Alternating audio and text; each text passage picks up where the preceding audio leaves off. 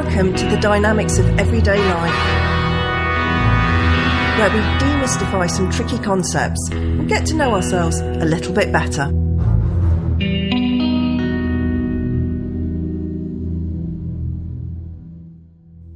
Welcome back to the show, everyone. Today, we're firmly back in social media meme land, one of my most loved and loathed places all at once. I love it because there's so much content here. And I loathe it because it has a real talent for making complex human behaviour sound like it can be summed up in a sentence.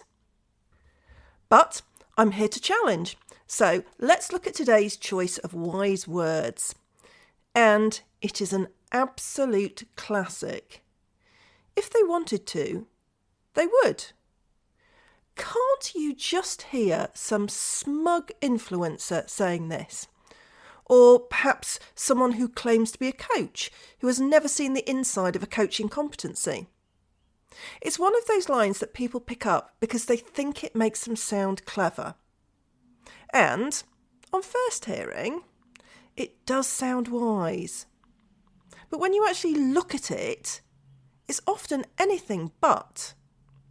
Now, before we get into the juicy bits, there are moments where it's true. Sometimes people don't prioritise you and they take you for granted. Sometimes behaviour is the clearest data point and we'd be foolish to ignore that. And sometimes we overcomplicate things to avoid a painful truth. I don't think there's any of us who haven't done that. I mean, let's think about it. Hello, defence mechanisms. I see what you're doing there.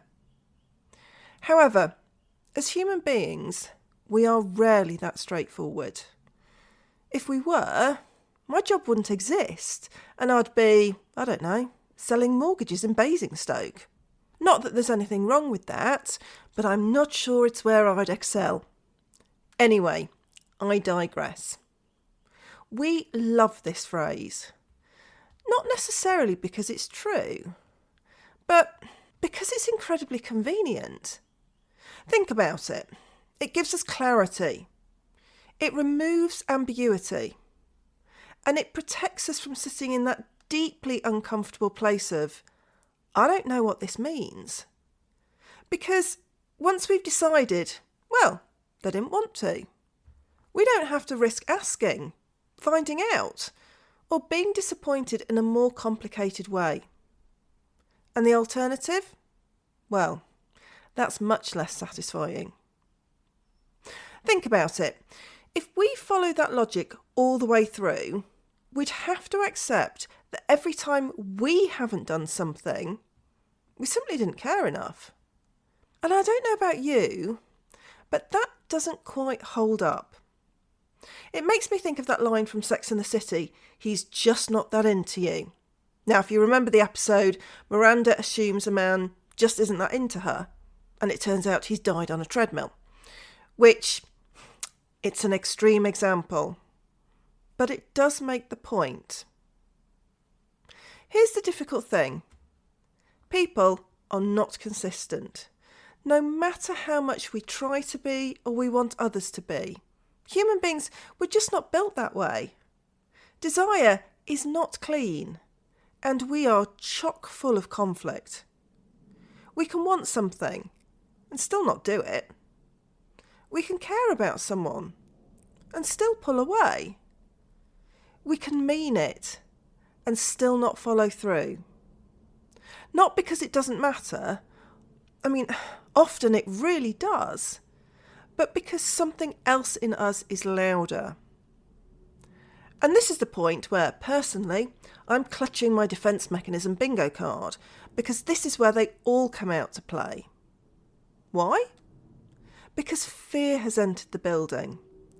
And when we're fearful, we're anxious, and we will do whatever we can to avoid feeling that anxiety. Fear will override desire every time if it's strong enough. We might want something, a lot, but if it's going to make us anxious, chances are we're heading in the opposite direction. shame will shut things down quicker than a speeding bullet, and that includes anticipated shame as well. And then there's the big one. Old relational patterns will win over present intention.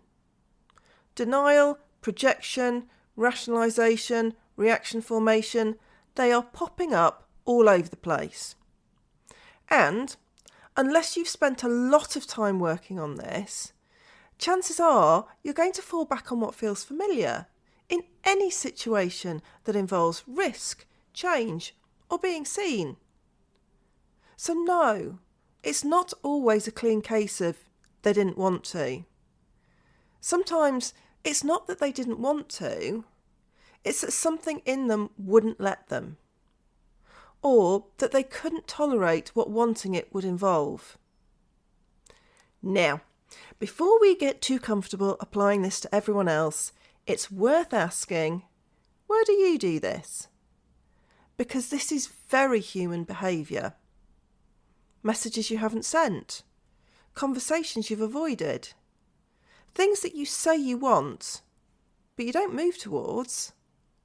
I can't tell you the number of conversations I haven't had over the years because I've been too anxious to say what I wanted or I felt. And it's incredibly frustrating when you can see this in yourself. Yes, it's helpful to think about this in relation to other people, but sometimes looking in the mirror does just as much good.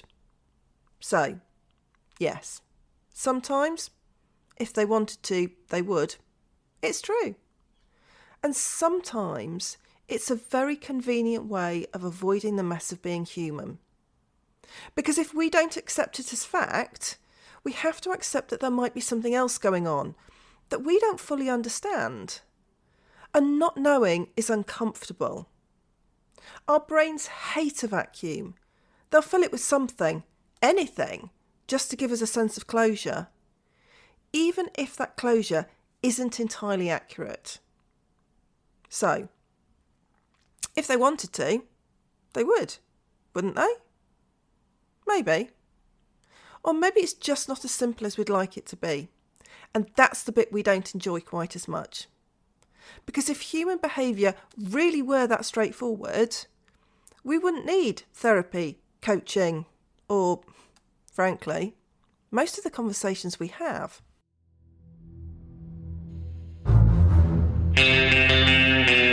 Thanks for listening to this episode of The Dynamics of Everyday Life. Don't forget to subscribe wherever you get your podcasts.